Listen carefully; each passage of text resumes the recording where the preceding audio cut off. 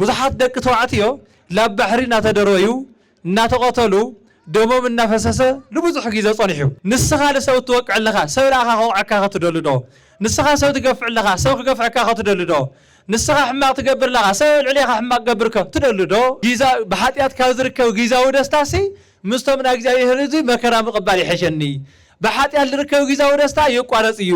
ብሓጢያት ዝርከብ ደስታ ኣሎ ዶ የለይ አለ እዩ ግን ግዛው እዩ ያዚ ሙሴ በደንብ ገይሩ ጠንቅቆ ለፈለጠ እዩ ሓጎስ ክልተ ዓይነት እዩ ግዛውን ዘለዓለማውን ጠቃምን ጎዳን ለኾነ ሓጎስኛ ማለት እዩ ለጎዳካ ሓጎስኛ ለጠቅመካ ሓጎስኛ አው ኸይነ ሕጎስ ይኽእል እዩ ግን ብምንታይ ሕጎስ ብልብላዕ ብልስተ ሰብ ብዙሕ ሕጎስ ይደሊ ቦሊዑ ሰትዩ ሕጎስ ይደሊ ግን ትልብላዕ ብልስተ ምስተወደ ግን ሓጎስ ይጠፍ እዩ ብድሕሪ ትምህርቱ ምስተወደ ለለ አይ ትምህርተይ ስወዲአ ነይረው አይ ኢላ ተሓጎስ ትውዳእ እሞ ትምህርተይ ስወዲአ ነይረው አይ ደሞዝ ዳ ከም ረኸብኩ ይብል ሰብ ገንዘብ ከተረኺበ ፀገም ይውል ከምዚ ለለ ገንዘብ ተረኺበ ሕጎስ ይብል ግን ተገንዘብ ምስተረኸበ ድሕሪ ሶምን ተሓጎስ ንሱ የለይ ሰብ ገዛ ምስ ገዛሁ እዚ ሕጎስ ይብል እንተኾነ ግን ምስ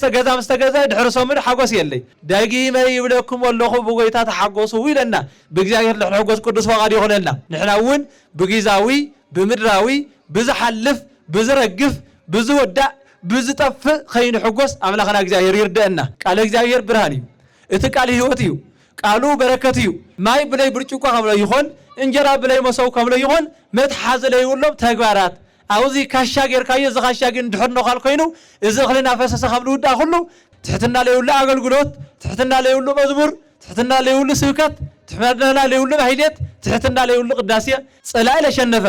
ህዝቡ ልመርሕ ቃል በቃል ምስ እግዚአብሔር ልዕሊ 570 ግዜ ልተናገረ ከምቶም ካልኦት ነቢያት የኾነ ሙሴ ቅዱስን ንጹህን ልዑልን ሊቅ ነቢያት ይበሃል እስራኤላውያን ግን ብጣዕሚ ይንዕቅዎ ነይሮም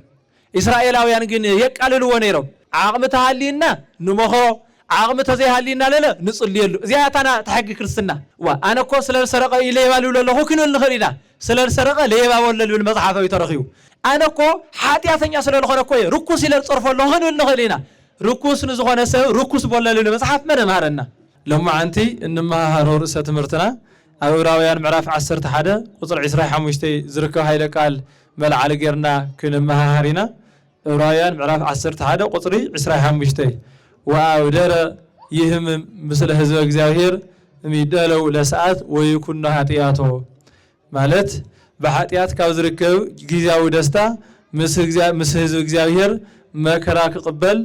መረፀ ዝብል ቃል እዩ እዚ ቃል እዚ ዝተናገሮ ብናሃራ ዓለም ቅዱስ ጳውሎስ እዩ ቅዱስ ጳውሎስ ቅድሚ ላብ ክርስትና ቅድሚ ላፍታ መንገዲ ሓቅን ህይወትን ዝኾነት ብጎይታ ክርስቶስ ምእማን ቅድሚ መምጽኡ መሳደድ ክርስቲያን መሳደድ ቤተ ክርስቲያን ዝነበረ ባዕሉ ብዝመስከሮ ኣነ መሳደድ ነይረ ኣብ ዘይኾነ መንገዲ ነይረ መንገዲ ስሕተት እዩ ነይሩ መንገደይ ተኾነ ግን እቲ መንገዲ ስሕተት መንገዲ ሓቅ እናመሰለኒ እቲ መንገዲ መርገም መንገዲ በረከት እናመሰለኒ እቲ ምስዳድ ባዕሉ ከም ጽድቂ ገይረ ቆፂረሉ ንኖርኩ ግዜ ነይሩ ተኾነ ግን ሰዓት ኣኺሉ እቲ ናይ በረከት ሰዓት እቲ ናይ ምሕረት ሰዓት ኣኺሉስ ጎይታ ብርሃን አውሪህለይ ላፍቲ መንገዲ ሓቂ ኣትየለኹ ሕዚ ግን ናይ መልእኽተኛ እየ ሕዚ ግን ልቶም ለሳደድክዎም ህዝቢ ክእክቦም ጀሚረ ኣለኹ ሕዚ ግን ነቶም ዝፀርፎምን ዘጨንቆምን ዝነበርኩ ህዝቢ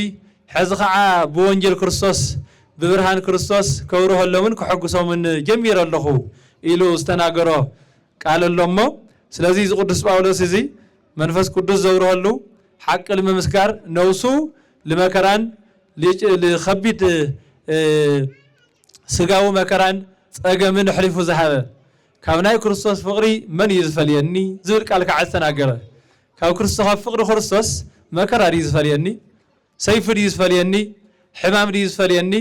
كفقر كريستوس فلينا كاري الليلو بقويتون بمرحانيتن بيسوع كريستوس تمك حواريا 10 رعة ملقتي صحابة حواريا أيو بركة مسكولاتنا يخون زهاري هذه تايلي صحفلنا بحاتيات كازركو جيزاو دستاس مسهز እግዚአብሔር መከራ ከቀበል መረጸ ይብል هذه ተናጋሪ ቅዱስ ጳውሎስ እዩ እንደገና እዚ በኃጢአት ካዝርከው ጊዜያዊ ደስታስ በኃጢአት ካዝርከው ጊዜያዊ ተድላ በኃጢአት ካዝርከው ጊዜያዊ ሙቸት በኃጢአት ካዝርከው ጊዜያዊ ሀፍትስ መስቶም ህዝብ እግዚአብሔር መከራ ከቀበል መረጸ ለተባለ አካለን እዩ እዚ ተነገረሉ ነብይ እግዚአብሔር ቅዱስ ሙሴ እዩ ሙሴ أوري زات كم معرف حدا جميرو لدوتو يجمر معرف كل تاون معرف سلستاون ندرخو تاريخ قدس موسى ياو كافتم أودات توليدهم لا بحر درويهم أقوالات توليدن جين بهوتي نورا مغنياتو أودات توليدهم انت وزيهم انت عاويهم انت برتيعهم دحار مسوزحو لخونة هاجر ويدم لخونة عدين دحر طلع عدنا مستصلاينا خوينو خوغنا يخلو يتمنسي دك انستيغن من ميولاي لول حساب سيطان بفرر بيرو لحلفو ملقت نيرو سلازي بزحات اودات بزحات دك توعتيو لا بحرنا تدرويو ناتقتلو دموم النفسسه لبزح غيزه صنيحو كافتوم لتولد اودات حدا موسى ايو موسى كولر كلو يتادو طنيا نرتمو ساصونه سريحه او ساصونه اتيا لافت تقا بحري غورتو او خيطوم يو እናት حابت እናخدت كيقتل مالتيو تحاوي እናخدت تطويه نيرا كابلታት حد معلتي اتي اودات اسرائيل اودات اوراويان يقتلو دمو بيفسس كيعاويو إلو العزازة نقص قالوا نيراتو اتا قالوا لافتي تقا بحري لمزننا الى اكل كتخيل كلا دمص هصان تسمع مو تساطون انت تلعله او هصان الله ስለዚህ ህፃን እሱ መነሩ ነብዩ ሙሴ ነሩ መነሩ ይላኩም ሙሴ ነብዩ ሙሴ ብድሕሪው እቲ ህፃን ወሲዳ መን ተከታተለ ነራ በማዕዶ ሓፍቱ ማርያም ትባል ሓፍቱ ነራቶ እታ ማርያም በማዕዶ ተከታተለ ገላ ጓል ፈሮን ከም ነው ሰዶ ተፈሊጣ ለጓል ፈሮን ታይ ትብላ ነዚ ህፃን እዚ ለዕቢ ነዚ ህፃን እዚ ተጥዊ ሰራሕተኛ ደኸም ጸርኪ ትብላ መንያሳ ሓፍቱ ሙሴ እታ ጓል ፈሮን ለለ እሺ አምጽለይ ተኻናኺና ትዕቢ ዕያለ ንዓይትበኒ ኢላ ትነግራ ናግዚአብሔር ጥበብ ተመልከቱሞ እታ ሓፍቱ ማርያም ለመን ተምጸላ ለዳ ተምጸላ ወኻሊ ባህላ ብናግዚአብሔር ጥበብ ብናግዚአብሔር ኃይሊ ሙሴ ኸይተጸገመ ኣብ ቤተ መንግስቲ ዓውዩ ናመን ጥብና ናጠወየ ናደው ጥብና ጠወየ ብናመን ጥበብ ብናግዚአብሔር ጥበብ ማለት እዩ ከምዚ ኾይና ዓውዩ ኣዱ ኽትዕውየ ኸላጊን ነገር እግዚአብሔርና ማህረተ ያዓበያ ንሳቶም እስራኤላውያን መኻኖም ዕብራውያን መኻኖም ብጥሜትን ብረሃብን ምኽንያት ላው ግብጽ ብምውራዶም እንተኾነ ግን እግዚአብሔር ብምሕረቱ ልጉን የም ሰዓት ከም ዘሎ እቲ ተስፋ ናይ እስራኤል ተስፋ እና ነገረቶ እና ማህረተ ዓብያ ደቅና ነገር እግዚአብሔርና ማህርና ደቅና በናይ ስጋ ትምህርት ራህ ላይ ሆነስ ናይ ሃይማኖት ትምህርቲ ደቅና ምድራው ትምህርት ላይ ሆነስ ሰማያዊ ትምህርቲ ደቅና ናይ ስጋ ምግብ ላይ ሆነስ ናይ ነፍስ ምግብና መገብና ለኽንዓውዮም ቅዱስ ፈቃድ ይኹነልና እዛ ሰበይት እዚኣ ጦው ጥራሕ ንዓብየተ ይኾንቲ ዓብያ መንፈሳዊ ምግቢ ቃል እግዚአብሔር መንፈሳዊ ምግቢ ነገር እግዚአብሔር መንፈሳዊ ምግቢ ተስፋ እግዚአብሔር እና መጎተለ ዓብያ ማለት እዩ እወ አበት ዓብያ ታይውል ወለድና ቆልዓ ብንእሱ ቆርወት ብርሑሱ ልበሃል ምሳሌኛ ምሳሌ ወለድና ታይ ማለት እዩ እቲ ቆልዓ ብንእሽተይ እናተበኸረ ስነ ምግባር እናተማሃረ መንገዲ ሓቅ እናተሓዘ ጾምን ጸሎትን ትሕትናን ትዕግስትን ምጽዋትን ርህራሄን እናራኻየ እንድሕርዳ ዓቢኻ እቲ ቆልዓ ምስ ዓበየለ ታስራሕ ልሳይ ለቐጽላ ማለት እዩ ሰብል ዓቢ ብስጋ ጥራሕ ይኾነይ ሰብል ዓቢ ብናስጋ እንጀራ ጥራሕ ይኾነይ ሰብል ዓቢ ብቆመት ጥራሕ ይኾነይ ሰብል ዓቢ ብምርጓድን ብብቕያሕን ጥራሕ ይኾነይ ሰብል ዓቢ ብዝረአት ዓብያን መልክዕን ቁመናን ጥራሕ ይኾነይ ሰብ መንፈሳዊ ዕብየት የድልዮ ሰብ ኣተሓሳስባ ዕብየት የድልዮ ሰብ ራእይ መወዳእቱ ቀጻሊ ዝኾነ ራእዩ ሰናይን ጠቃምን መንፈሳውን ክኾን ከሎ ይኸው መወዳእቱ ለሃገርን ለህዝብን ለዓድን ለቤተክርስቲያንን ጠቃሚ ኮይኑ ይዓቢ ማለት እዩ ስለዚህ እዛ ሰበይቲ እዚኣ ወዳ ቃል እግዚአብሔርና ማህረቶ ወዳ አምልኮተ እግዚአብሔርና ማህረቶ ወዳ ግብጻውያንን ዕብራውያንን ግብጻውያንን እስራኤላውያንን ልልወይኖም መኻኖም እና መኸረት እና ማዓደት እና ማህረት ያዕውያቶ ምስ ዓበየ ካብ ዕለታት ሓደ መዓልቲ ሙሴ ታይ የጋጥሞ እቲ ግብጻዊ ወዳ ዓዲ ብምዃኑ ነቲ ስደተኛ ዝኾነ እስራኤላዊ ክወቕዖን ከጋፍዖን ብዙሕ መከራ ከውፅሐልን ይርኢ እሞ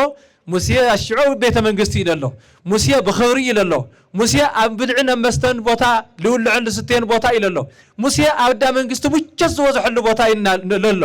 ተኾነ ግን ኣድሎ ማህረተ ትምህርቲ ኣድሎ መኸረተ ምኽሪ ኣብ ልቡ ሓዲሩ ስለልነበረ እቲ ግብጻዊ እቲ እስራኤላዊ ከጋፍዖ ከሎ ንምንታይ ተጋፍዖ ታይ ገይሩካ ሰብ ካማኻ ሰብ እዩ ካማኻ ሰብ ስለዝኾነ ለለ ክብሪ ይግቦ ካማኻ ሰብ ስለዝኾነ ለለ ምንክብኻብ የድልዮ ንስኻ ለሰብ ትወቅዕ ኣለኻ ሰብ ላኻ ከውዓካ ክትደሉ ዶ ንስኻ ሰብ ትገፍዕ ለኻ ሰብ ክገፍዕካ ክትደሊ ዶ ንስኻ ሕማቕ ትገብር ለኻ ሰብ ልዕሊኻ ሕማቕ ገብርከ ትደሊ ዶ ኢሉ ይናገሮ ሰምዕ ለና ዲና መጽሓፍ ከምኡ ይብል ዘትፈቅድ ለርእስከ ግበር ለቢጽከ ልባዕልኻ ትደልዮ ነገር ልሰብ ግበረሉ ዘትጸልኦ ለርእስከ ኣይትግበር ለቢጽከ ልባዕልኻ ትጸልኦ ነገር ኣብ ርእሲ ሓውካ ኣይትግበር ኢሉ ትኽክል ሰብ ክንጻረፍ ከለና ሰብ ለኣና ክጻረፈና ንደሊ ዶ ይንደሊ ኣይንደሊ ንሕና ግን ንጻረፍ ኢና ሰብ ለኣና ክሓምየና ንደሊ ዶ ይንደሊ ኣይንደሊ ንሕና ግን ልሰብ ንሓሚ ኢና ሰብ ንዓና ሕማቕ ገብረና ይንደሊ ንሕና ግን ሰብ ሕማቕ ንገብር ሰብ ንዓና ሕማቕ ክምንየልና ይንደሊ ንሰብ ግን ሕማቕ ንምነ ስለዚ ልባዕልኻ ትጸልኦ ነገር ለሓውካ ኣይትግበር ልባዕልኻ ትፈትዎ ነገር ለሰብ ለኸመኻ ለሓውካ ግበር ዝብል ቃል ኣሎ እሞ ስለዚ ሙሴ ንምንታይ ከምኡ ትገብር ኢሉ ይናገሮ እዚ እናተገናገረና ሃለየ ሙሴ ኣብ ክንዲ ትል ተገፍዐ ኣብ ክንዲ ሕማቕ ልወፅሐሎ ኣብ ክንዲ ውቅዒት ልወፅሐሎ ሰብ ዘርዩ ልተሓደ ይወቕዖ እዚ ስራሕ እዚ ነገር እዚ ምስ ተሰምዐ ኣብ ፈርዖን ሓደ ዓብይ ቁጣዓ ተፈጢሮ ወዳ ፈርዖን ኣብ ክንዲ ግብፃዊ ለእስራኤላዊ ዘርዩ ምስ ተባሃለ ይሆ ፈርዖን ልሞት ልቕቃትሎ ብጣዕሚ ይደልዮ ነይሩ ማለት እዩ ስለዚ ደቂ እግዚአብሔር ሙሴ ታይ መሪፁ እንድሕር ኢልናሲ ኣብ ወዳ ፈርዖን ወዲ ፈርዖን እናተባሃለ ሞቺዎ እናበልዐ እናሰተየ ተኸዊሩ ክነብር ኣይደለየ ታይ ማደልዩ ምስቶም ናይ እግዚአብሔር ህዝቢ መከራ ክቕበል ደለየ ኢሉ ቶም ናይ እግዚአብሔር ህዝቢ መከራ ይብለለው እስራኤላውያን መከራ ይብለለው ሙሴ ግን ታይ መሪፁ አይ ብጊዛዊ በኃጢአት ካብ ዝርከብ ጊዛዊ ደስታሲ ምስቶም ናይ እግዚአብሔር ህዝቢ መከራ ምቕባል ይሕሸኒ በኃጢአት ዝርከብ ጊዛዊ ደስታ ይቋረጽ እዩ ብናይ እግዚአብሔር ስም ብስም እግዚአብሔር ጌርካ ከምስና እግዚአብሔር ህዝቢ እትረኽቦ መከራ ግን መወዳእቱ ጸጋ ኢሉሲ ካብ ሙቸት ጸገም ካብ ልዕን ልስተን ረሃብ ካብ ገዛኻ ምንበር ምስዳት መረጸሞ ሙሴ ልሞት ይድለ ነይሩ ልሞት ይድለ ምስ ነበረ መወዳእቱ ላውሲና ልበሃል ቦታ ይሃድም ማለት እዩ ስለዚህ ደቂ እግዚአብሔር ሙሴ በኃጢአት ካብ ዝርከብ ጊዛዊ ደስታ ትብል ቃል አስተማቕሩ በኃጢአት ዝርከብ ደስታ አለ ደ የለይ አለ እዩ ግን ጊዛዊ እዩ ያዚ ሰብ ኃጢአት ገይሩ ክድሰት ይደሊ እዚ እውን ኃጢአት ገይሩ ክድሰት ደልየሉ ምኽንያት ለለ ሰብ ኩሉ ሓዘን ይደሊ ሓጎስ ግን ይደሊ ታይ ይደሊ ሓጎስ ደስታ ይደሊ ሓጎስ ይደሊ ክሕጎስ ለይደሊ ሰብ የለይ ክሕጎስ ለይደሊ ሰብ ስለለየለ ኩሉ ሰብ ታይ ይገብር ሓጎስ ይእልሽ አለሽ ሓጎስ ይጓዓስ ክልሽ ከለግን አበይኻ ይህዚ ሓጎስ የድልየና ሓጎስ ይግበአና ይግበአና ግን ካበይ ንረኾ ሓጎስ ይህዚ ሙሴ ብደንብ ገይሩ ጠንቂቑ ልፈለጦ እዩ ሓጎስ ክልተ ዓይነት እዩ ጊዛውን ዘለዓለማውን ጠቃምን ጎዳእን ዝኾነ ሓጎስኛ ማለት እዩ ልጎዳእካ ሓጎስኛ ልጠቕመካ ሓጎስኛ ጊዛው ዝኾነ ሓጎስኛ ዘለዓለማው ዝኾነ ሓጎስኛ ስለዚ ሙሴ መርሚሩ ኣብ ዳፈርዖን ድሕርዳ ጸኒሐ ዳፈርዖን መን ልገዝኦ ገዛ እዩ ሰይጣን ልገዝኦ ገዛ ኣጋንንት ለለውዎ ገዛ ኣጋንንት ልእዝዝዎ ገዛ ሰብ ልቕተለሉ ገዛ ንሰብ ልእደበሉ ገዛ ናይ ደቂ ሰባት ቅትለትን መከራን ምንም ዓይነት ህግም ለይኣት ገዛ ዳጨከናት ዝኾነ ገዛ እዩ እንተኾነ ግን ዳጨከናት እናሃለየ ግን ዝገዛዚ ናስጋ ሙቸት ግን ነይርዎ ልብላዕ ርስተ ግን ነይርዎ ጽቡቕ ንብረ ግን ነይርዎ ስለዚ ሓስዩ ኣብኡ ኸይነ ክሕጎስ ይኽእል እየ ግን ብምንታይ ሕጎስ ብልብላዕ ብርስተ ሰብ ብዙሕ ክሕጎስ ይደሊ በሊዑ ሰትዩ ክሕጎስ ይደሊ ግን ትልብላዕ ርስተ ምስ ተወደ ግን ሓጎስ ይጠፍ እዩ ሰብ ገንዘብ ክረክብ እዮ እሞ ገንዘብ ድሕር ረኺቦ ክሕጎስ እየ ይብል ተኾነ ግን ti ገንዘብ ረኺቦ ድሓረ ምሳኣነ ለለ ይሓዝን ሰብ ብስልጣን ክሕጎስ ይደሊ ስልጣን ምስ ረኸበ ለለ ብኻሊእ ክሕጎስ ይደሊ ስለዚ ሓጎስ እዚ ተረኺቦ ክሕጎስ እየ ላውዚ ተበፂሖ ክሕጎስ እየ ከምዚ እንድሕር ኮይነ ክሕጎስ እየ እንብሎም ነገራት ብዙሓት ኣለው ብድሕሪኡ ግን ወደይ እቲ ነገር እሱ ምስ ረኸብናዮ ግን ሓጎስ የለይ ትምህርተይ ጥራሕ ይወድእ እምበር ክሕጎስ እየ ይብል ሰብ ብድሕሪ ትምህርቱ ምስ ተወድአ ለለ ኣይ ትምህርተይ ስወዲአ ነይረው ኣይ ኢላ ተሓጎስ ትውዳእ እሞ ትምህርተይ ስወዲአ ነይረው ኣይ ደሞዝ ዳ ከም ረኸብኩ ይብል እንደገና ብደሞዝ ክሕጎስ ዝነበረ ሓጎስ ደሞዝ ምስ ረኸበለ ሰሙን ምስ ገበረ እቲ ሓጎስ የለይ ላ ኸይራ ተሓጎስሳ ድሕሪ ሰሙን መን ወሲድዋ ሰብ ገንዘብ ከተረኺበ ጸገም የብሉ ከምዚ ለለ ገንዘብ ተረኺበ ሕጎስ እየ ይብል ግን እቲ ገንዘብ ውስጥ ምስ ተረኸበ ድሕሪ ሰሙን ተሓጎስ ንሱ የለይ ሰብ ገዛ ምስ ገዛሁ እዚ ሕጎስ እየ ይብል እንተኾነ ግን ምስ ገዛ ምስ ተገዛ ድሕሪ ሰሙን ሓጎስ የለይ ሰብ ካሊእ ይቕረ ካሊእ ብሶፋ ክሕጎስ ልደሊ ሰብ እኒኦ ሶፋ እንተ ገዚኦ ቀደስ በቃ ደጊም ደስ ክብለኒ እዩ ገዛይ ሙሉእ ክኾን እዩ ልብል ሰብ እኒኦ ምስ ተገዝአ ለለ ግን ድሕሪ ሰሙን ተሓጎስ የለይ ብኻሊእ ኣባህላ እዚ ሰብ እዚ ጠፊእዎ ለሎ كاوي حاجوس كيدل يوكين كاوي كركبله كاوي من صحيحني تخجبرلني لول حساب جنا يحازيل له مالتيو سلازي نعويو مصحف قدوس سايبلنا حقي لكم له بقويتا تحقوسوا ويل بمن تحقوسوا بقويتا تحقوسوا هو لقرمكم نبي ناس لأنه نو يتلاقيه كسبخ كله كافتا ننويه وشت يسويه لافتو كافتا ننويه وصي له حدا بوتا كعرف كله لو تصلل حنتو قصل راخيو نيرو جيتا ويتا بعلو لتقصلي اعويو تصلال له تخون غيروا بزا قصل زيا ወይ ደሞ በዛ ጽላል ዚያ ተሐጉስ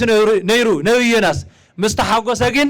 እዛ ቆጽልንሳ ምስ حررت مستقاطرت ለለ حزين ይብል ነብየናስ ስለዚህ ታይለ ረዳና ዮናስ በእግዚአብሔር ላይ ሆነ ተሐጉስ ነይሩ በዛ ጸይት ያ ተሐጉስ ነይሩ ዮናስ በእግዚአብሔር ላይ ሆነ ተሐጉስ ነይሩ በዛ ጽላል ያ ተሐጉስ ነይሩ ማለት ብዙ ሕሰብ በገንዘብ በሀብቲ በስልጣን በእውቀት በትምህርቲ በጥበብ በስልጣኔ ክሕጎስ ልደልሰብ እንዲዮ ግን ሓጎስ የለይ ግን ሓጎስ ተሳይዶ ለምንታይ እንድሕሪልና ጎይታ ባዕሉ ብዛሃበና ጸጋ ባዕሉ ብዛሃበና ሀብቲ ባዕሉ ብዛሃበና እውቀት ባዕሉ ብዛሃበና ጥበብ ክንሕጎስ ላይ ሆነ ልደልናሲ በጥበብን ፍልጠትን ሀብትን ስልጣንን ለሃበና በባዕሉ በጎይታ ክንሕጎስ ይደል ማለት እዩ ስለዚህ እለኩሙ ተፈሱ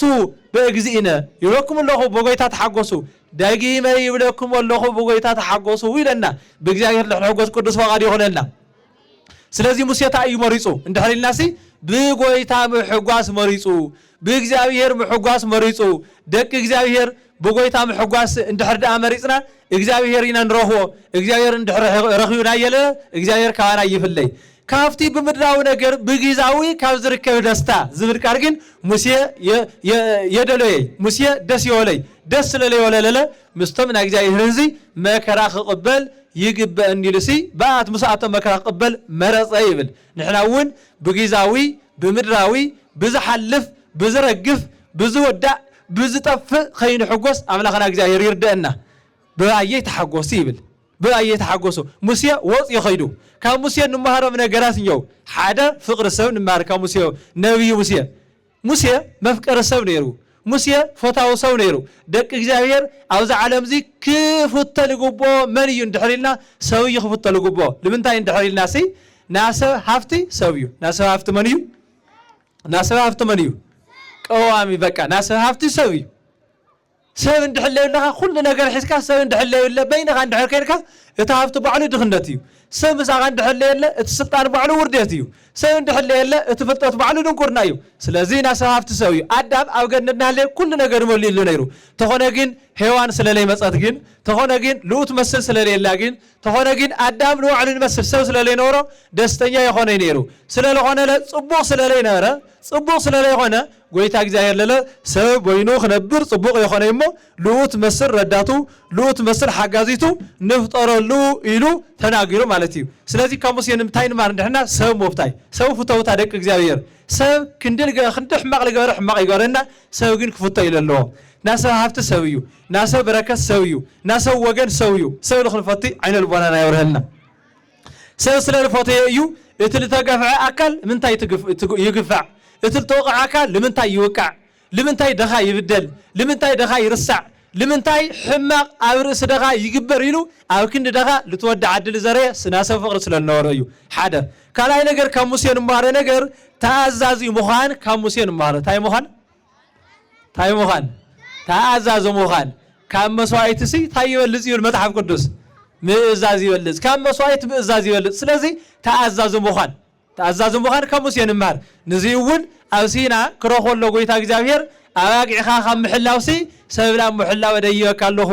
ኣባጊዕኻ ሓዲካ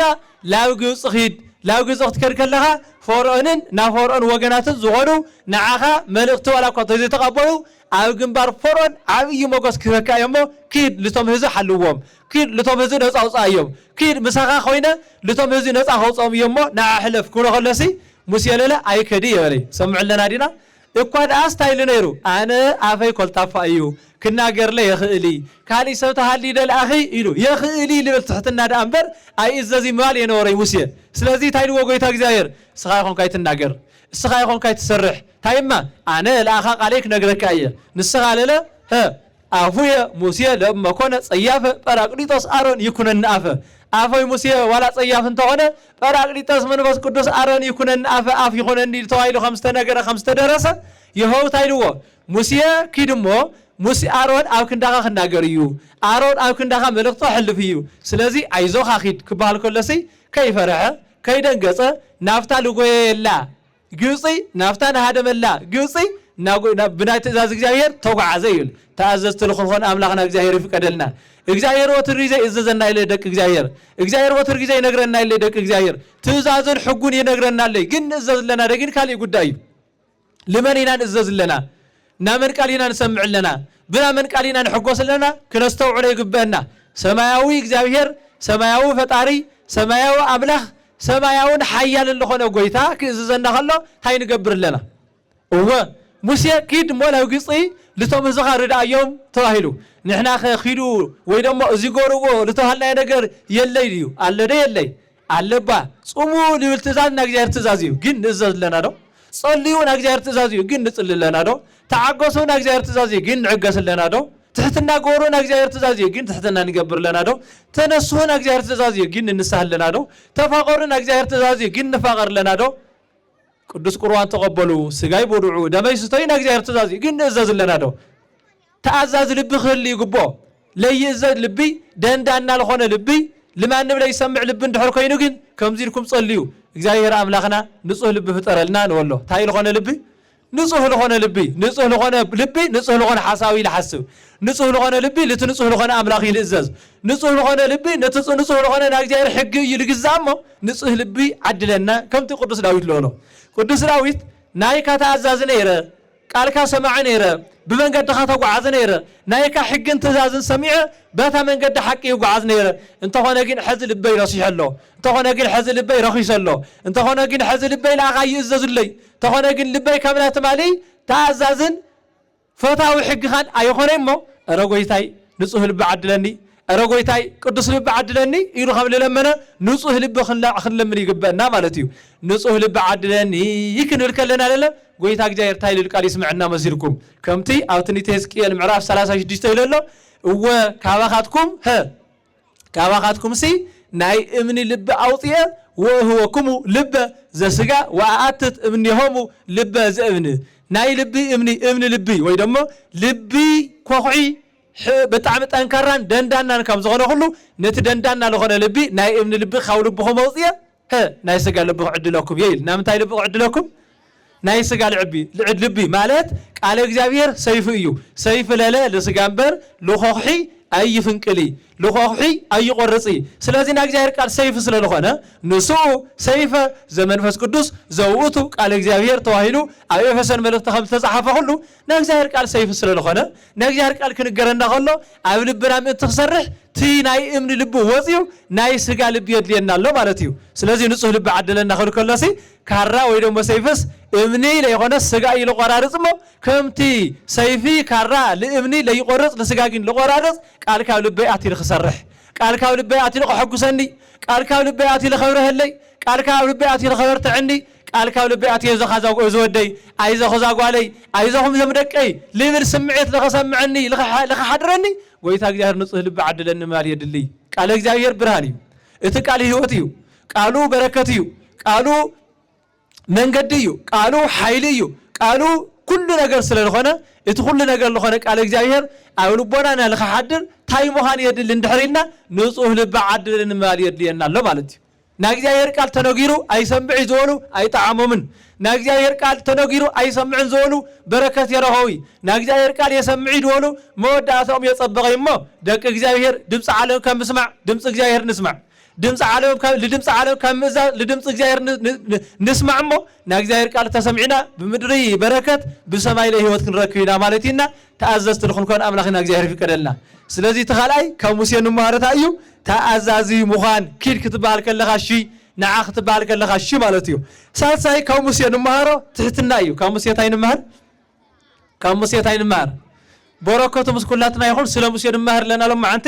ናይ ሙሴ ዕረፍቲ ሎማዓንቲ ስለዝኾነ እዩ ናይ መወዳእታ ሙሴ ዝዓረፈሉ ካብዚ ዓለም እዚ ሎማዓንቲ እዩ ስለዝኾነ ካብ ሙሴ ታይ ንመሃር እንድሕሪና ትሕትና ንመሃር ኢሉ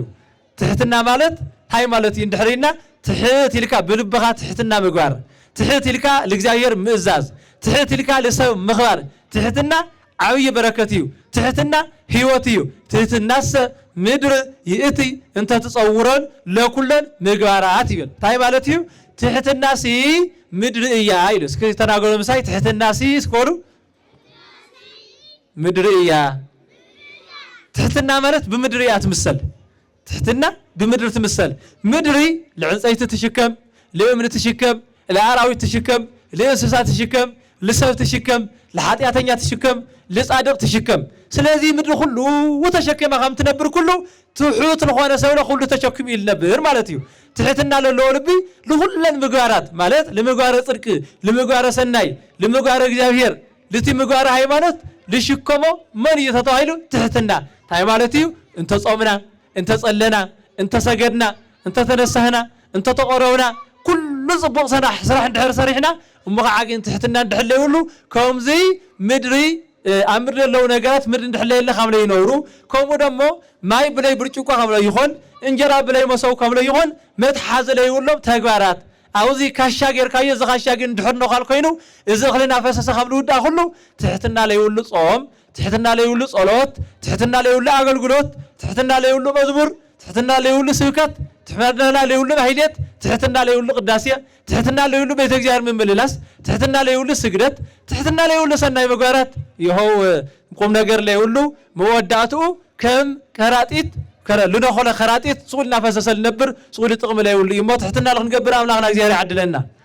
حدث تحتنا يقولي مالت تاينيو مالتيو تاينيو مالتيو وحدث ويتعيتني أيو ويتحتني أيو كاو كل تيم بي كاو كل تي حدا يم بي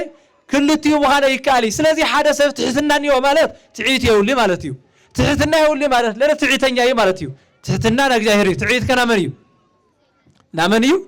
لا سيطان يتعيد سلازي نتعيدنا سيطان دعركينو أو تعيد للسم أم من تايل لمالتيو مس سيطان يلله سلازي مس سيطان منوار أموت منواريو مستوى تحتنا منوار مس جاهر منواريو مس جاهر منوار له بهوت منواريو مو تعيدنا وترجزه موتيو تعيدنا ويقال عيل تبلا تحتوا يلله تعيدنا ولا تخبر حصوريو تعيدنا ولا كل سو تخبره جن بكل الحصريو تعيدنا الله لا يمثل يلي لا يمثل دنيا لا يمثل بعسلطان لا يمثل حيال لا يمثل قلوتنيا لا يمثل حفتام لا يمثل مهور لا يمثل ليك لا يمثل تمرامري يلي إلى العبسة وترجيزك تحزون لكم لجيزو ينبي مودعته موتيو مودعته خساريو مودعته وركتيو مودعته بالسيطانيو مودعته لا انطرطوسيو مودعته لا سيوليو سلازي تعيتني تعيت عوي حدقايو تعيت عوي حماويو تعيت عوي مكرايو سلازي تمكح تيدلي سلازي تعيت يدلي كاين مكح جاير املا غير دنا كمكح لدلي بمن يمكح تويلو بمن يمكح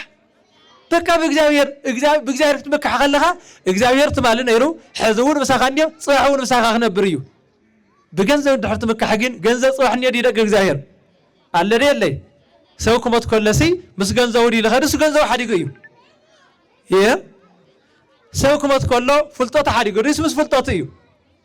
هو منفساوي طوعي صادق ندحر كينو أرس فلتات سماعي فلتات يراهو لا صيور هلو أو حتى ندحر كينو غير كاودن كورنا يو مالتيو سلازي كمكح لدلي بجزاير مكح كمكح لدلي بوغيتا يمكح كمكح لدلي بمداري علي مكح داته على منبر بجنزو كان بوقت كان بفلتنت كان تمكح لبركان يلي مالتينا سلازي تحتنا كتون خنونن يقبلنا تحتنا كنحز يقبلنا منهم لمكح نجر يلي أو تحت سماي حدش نجر يلي توعيل نسمع لنا دينا أو تحت سماي ستاي يلي حدش نجر يلي تاي مالتيو هافتام يتركا قدمي خافاتهم نيرهم كيدهم بعد سلطانية هالتهاليوت مالي سوا سلطان نيرهم كيدهم ميتهم يتر إلها مهوري ولا تركات مالي مهورات نيرهم كيدهم مخار كاي قري أو سماي لكن تحتنا إلى وازن سلازي من يو خمكة بجزاير خمكة حل دلين دعينا صادقا يوان تحط النهار بجزاير مكة سلازي مسيح تحط نيرو كاو تحط النور تلا على جزاير كم زينو مسكر له أمدري كم مسيح زملاء تحط يلي توعيله سمع لنا رينا أمدرسي كم مسيح لا تحط يلي تحط النور هاي تقيم هو عند حلنا مسيح بجزاير مكة حصل النور تحس النور وترجع يعوت نيرو وترجع تايول نيرو وعوت أو تحط الناينيو أو تعيد كي مسلكم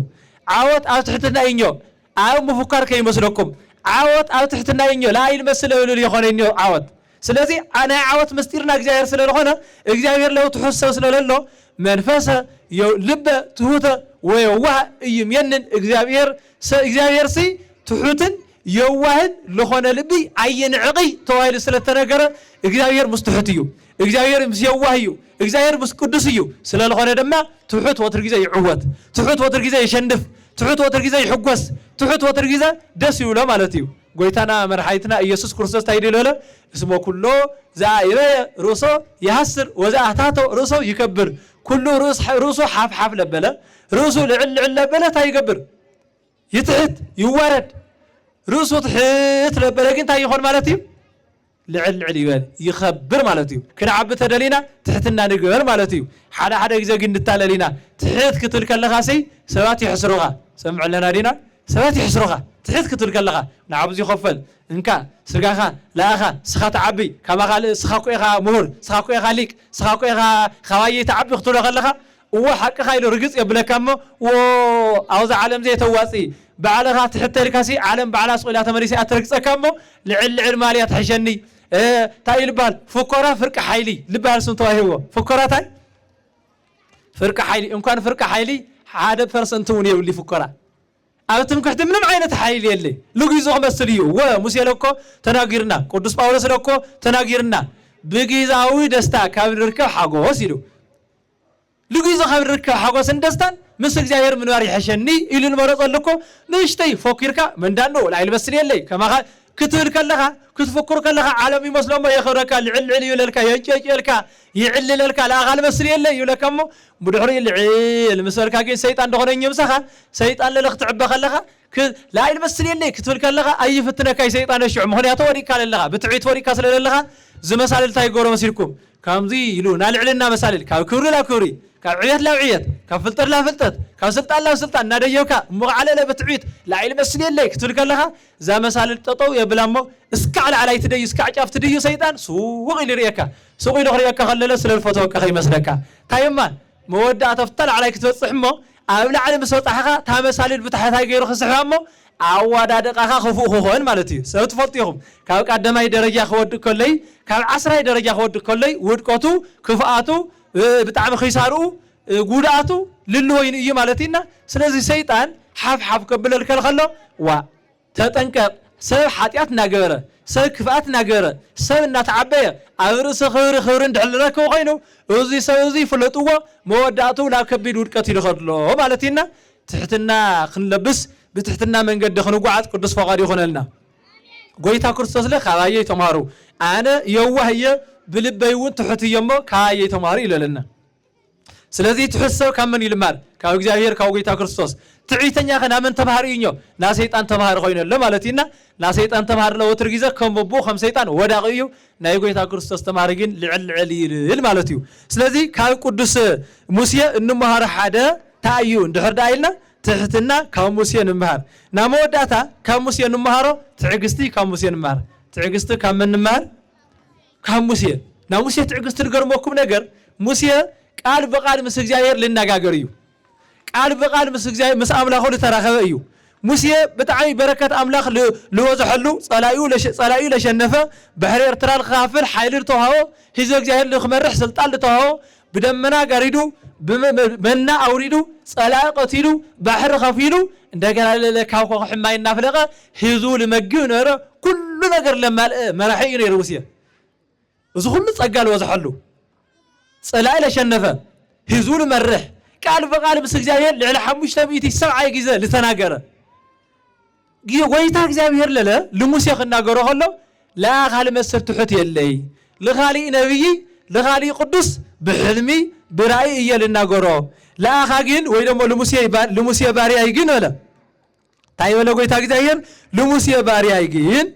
ها قال بقال يلنا جرا بجهاد يلنا جرا كم تم كانت نويات يخوني موسى قدوس نطول العلن ليك نويات يبهل إذا كل سلطان حيزو إذا كل فتات حيزو إذا كل حيل حيزو إن كان نسل إسرائيل أو يار كاري عالم لنكت كذا ووث أمير ممو مسافة إدم تويل تنوغرلو جنا بحر إرترا خفل كله أو إدم لدور نجسات بمعدة بحر إرترا تخافينو قوي تاجزاو يريال إسرائيل كل نجر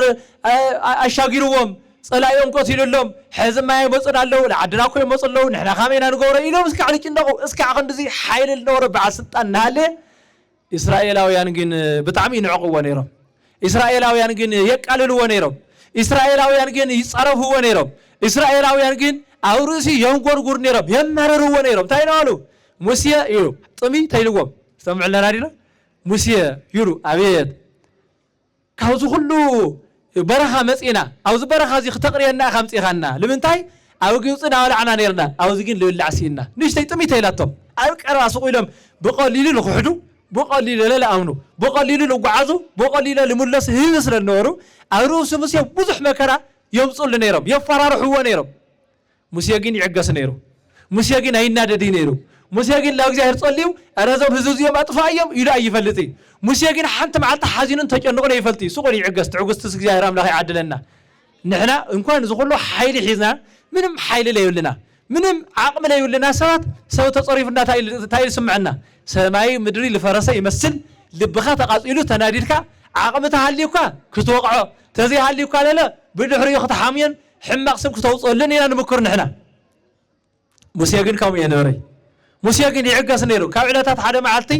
أو زيك تطفنا لخمسة خنا يلومس تايجر مسيركم إمني على علم كقط قطوة دولي ولنا لتمجاو يوم كيو لتحلوا يوم كيو لتلكنا خنم كيو لتموهرم كيو لتبرهانم كيو ناتي من قد البرحم كيو جنس حساس ديو سبع عشان ديو مسمو هري الباس مسمو راحي الباس مسمو ولادي يباس مراحيون ولاديون أبون خاون عبن كاو يتقم لتقم أكل يتسل تقم خي تردو عرس ولاديون ممرون عبي سب للعرس وترجيزة بركة يولي وترجيزة أي حقوسن وترجيزة أمناي شيطان من قدي بفلاي دك جارك تحزوا الجباكم بفلاي وتأتات مناسة يحواتنا سب كندل جار يجبر كفو يجبر عرس سب النصارف صرفي عرس سب إنك قالوا مكال لسب إن حميت أو كن مجاهر صدق خوين قصر أي خلي لمن تحس بزح سو لا يقتل تسولسو لمن تحس بزح خفار لا يجبر نسولسو عقمتها لينا نمخو عقمتها زي هالينا لا نصلي له زياتنا تحق كريستنا زيات حق وانجل نكالا غللو بعلنا نكالا غللو بيتكريستياننا نكالا غللو عدنا نكالا غللو እግዚአብሔር አምላክና እንመስግነሉ ወትርጊዘ በኃይልን በጸርፍን በሕማቅ ስሙፃን ሕማቅ ነገር አብረስ ዘው በመንጋር ልግበን ልርከብ ጽድቂ የለይ وأنا كوس للسرقة إليه والو له كنوا الخرينا سلسرقة ليه والله بالمصحف يترخيو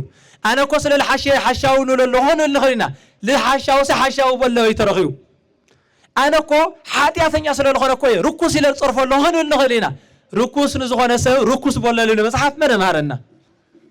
قويتا حنت معلتي حاتي أدكسات قليزكم تناغورو إلو أي نجرن قداس أو كندو كي تفردو كي يفردكم أي تفردو خي يفردكم تاهلا سلازي موسى أورس يجبر حماق نجار كله تاي يجبر نيرو يعجز نيرو تعجزت جزيرة أملاخ يعدلنا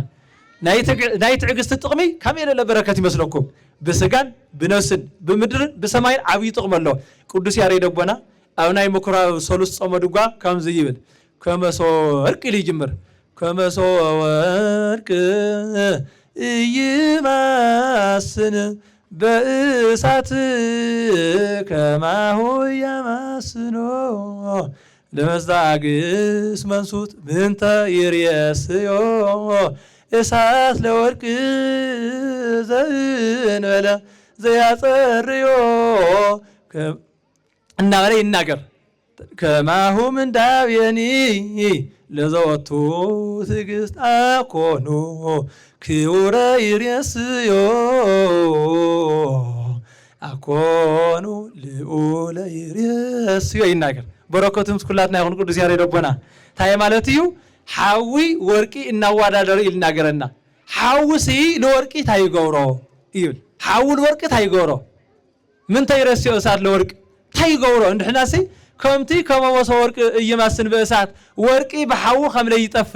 ورقي بحاو خملي يصلم ورقي بحاو خملي يبلاشه ورقي بحاوي حما خملي يخون كله تعجست له لأماني فتنا لأماني مكرا لأماني مكرا لتعجستنيا سوسي من ما يغوريلو كاوخ ناغر كله من تيريس يسات الورق زين لزي يصريو حاول ورق سي تاي غورو اندحرير كان يصريو يلو تاي غورو يصريو مالت هاي مسلكم ورقي ورق المسل امننيو كل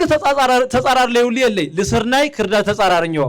لسجن فعة تتصاررنيو لطاف برقرق لبال تتصاررنيو لورق للا ورق المسد تتصاررنيو سلازي ورق النوت لفلت شمعي ورقي بحاجة تقولهم بدحري راو حاوت أثيوب بدحري تتكلن يان حقن يان لخونا ورق ندحر كينو يتحاوي لتورق تايقورو يصريو أصبق يبلو ينصارقو دس بالبل يقورو مالتيو اتي ورق المسرقين ورق لا يخونا امن ندحر كين لكن لا فتحوقات تخلى تايقورو امني لا حاوقتي وخلهم تاي المسل تاي مسل يصلم سقول يصلورو يلغون امنس لا حاوتي وما خاو يصلم مالتيو سلازي حدا ورق النوت لفلت بحاوهم لخونا حدا كريستياننتو حدا اماني امرتو حدا تخطى لكريستوس لو تسمع مرات تعقس 5 وداها لم ندار تعقس 5 وداها لم مقطع تعقس 5 وداها سو لم مقطع تخد مالتكوي سلازي تعقستي كي تودني لورقال لناغرسب ليودا تعقستي يحيز لله ليودا تعقست ግን يله ليودا تعقستو ይላል እግዚአብሔር ይላል አው ይላል አኮኑ እግዚአብሔር ታይ ማለትዩ ወይ እዚኒ ሞንዶ ተስፋይ አኮኑ እግዚአብሔር ምሰለ ቅዱስ ዳዊት ሲ ተማለት ተስፋይ ነው እግዚአብሔር ነይሩ ሕዙን ተስፋይ እዩ ስለዚህ እግዚአብሔር ለወንድ ተስፋ خصበላለ ትዕግስት ይድልየል ነው ትዕግስት ተባኸመ እዩ እንደሪልካ ንግን ወትዕግስት የኔ ማህበው ትዕግስት ለለ ኻኻ እዩ ኢሉ ተናጊሩ ነይርሞ ትዕግስት ልሳአና ትዕግስት ልውሕደና ትዕግስት ክንዕገስ ለሊና ግን አብየና ሰማት ለለ ታይነል ማለት እዩ ጎይታ እግዚአብሔር ሰሰና ይኹል ኻኻ እዩሞ ትዕግስት ከዓድለኒ أعجسني مكرا لخغل صقم لخغل رهاو خخولو صليتو خخولو صرفو لخخولو حاجزني دغفني لنا تعجست خاو እግዚአብሔር ክንለምን ቅዱስ ፈቃዱ ይሆነልና ናሞ ወዳታ ከሙሴ እንመሃሮ ምኽር ምቅባል ይሉ ታይ ምቅባል ምኽር መፍታው ሙሴ ሙሉ ማዓልቲ ናገዘ ስልጣን ሒዙና ፈረደ ለደቀሳት ፍርድና ሀበ ይውዕል ነይሩ መወዳቱ ሓሙኡ ሙሴ ይመጽእ ሓሙኡ ሙሴ መስመጸ يوتر لبهال مالتيو موتيس تايلو واه مولو معلت ختفرد زغل هزو ترى حيزوسي ماذا يخوى صحيلو مهمنا أقولك أنا فردك يلو عليلو بل حدا مخرخ مخرك كايلو الشيء يتمخرج ستاي مسيروكا نسخة بتعمي خدكم لها توم هزلا بجزو بساعته فرد خراخو يغالي سلازي عورس توم هزوي حلقة شح شو ميلو هاي مالتي حلقة شالك عديل بال حلقة شح مالتي بتقرنيا ليشح لونن ليشح لجزء حدا سوت شوم بدحري تحتي لا حلقة ميتي بدحري بتحتي لا حلقة 5 تحتي لا حلقة 10 بدحري كل سب أفتح حلقة 10 فردو يقبل أو لا يرغوا حلقة 5 أو لا يرغوا حلقة شح أو لا يرغوا لا موداتا نسخة وزي بمجاركا سهلة بجزء فردي ركب وزي بمجاركا نسخة لا عرفت تركمه 5 جور يوللسي مسيكم سجير للنجاجريو مسيكم عسلطانيو مسيكم علخليو مسيكم قدوسيو مسيكم نبييو مسيكم عسلطانيو تخوناجين نحامي مخري نايوتر مخري خينا عاقة الشيء سناي يزو مخرزيلو تقبلوا زو مخرسو غيرو إسرائيلاوي يلا بجيزو فردي رهونيرم مسيلا العفرف تراخيو ولناكم سلازي دك إجزاير مخري كاوسا مقبل كامل دلي وزي إلى رد النمو مخري لخن قبل أملاخنا إجزاير في كدلا مخري قبل كلنا جينا استوعنا سمع لنا دينا انجرا ختولع خلخا مريض كخم تولع مايك استتخلخا ريخا خم تستخلو مخر للا كامن يلديني مخري ايدليني ليرسب تعبيتنيا ايو مخري يدلينا ግን ከመን መኸር እንደህሪና ሐቀኛን ጸሎተኛን የዋህን መንገድ ሐቅ ለፈልጥን ምስግያ ይርክው ለለውን መጽሐፍ ለንብን ናይ ጸሎት ህይወት ለለውን ሰናይን ጠቃሚ መኸር ለመክር ሰው ዳንበር ኩሉ ተመኸርና ኩሉ አርከና ለመኸርና ኩሉ ወላዲና ለመኸር ኩሉ ዓብይ ሰው ልባል ለመኸር ኩሉ መኻሪ ልባል ለመኸር ሁሉ ይጠቅም ማለት ግን የሆነ ነህና ክርስቲያን ልጠቅምን ልጎድን ፈሪዳ ክንፈልጥ ይግበና ይወል ቅዱስ ዮሐንስ አፈወርቅ ነህነሰ መሲሐውያን ይደልወን ናይምር ዘይወቃነ ወዘይወቃነ ልጠቅመና ልጎደና ፈሪና እትልጠቅመና መኸሪ መሐዝ ልጎድ መኸር ለለ ምድራይ ግን ናይና ድርሻ እዩ ማለት እዩ ስርናይ ካብ ክርዳድ ሕማቅ ካብ ጽቡቕ ኃጢአት ካብ ጽድቂ ትዕቢት ካብ ትሕትና وزي فلينا نحب دار تردينا مخري لتكم مخري تقبلنا يهو موداتنا خصبق لنا يوم على بركة أبونا قدس مسيم كلاتنا يخون بمجت خازر كوجيزا وحقوسي مسيز جاهر ما كان قبل مرس بزورسي لمهارنا لمخرنا لجسسنا قويتا سراويت جاهر أملاخنا سخرست مسجنا يخون نايس الله سيمعرت نادنجل مريم صلوات أملا جنة نايقدسان ملاي ترادينت نايقدسان صاركان سمايتات سجنا بركة بس كلاتنا يخون لسمعنا ولبوانا يحضر لنا تناجرتن سمعتن ليخون الناس لتناجرنا يو لسمعنا يو بتجار أو عنا آمنا بالجارنا يتجار أو كن مجاهر موجود لخندركو قدس فقاد يخللنا لو دخل نتوب بافملايت بافريكاونتي أربلنا سبحات الجزائر ولو لاريتون قل ولو مسكلو كور آمين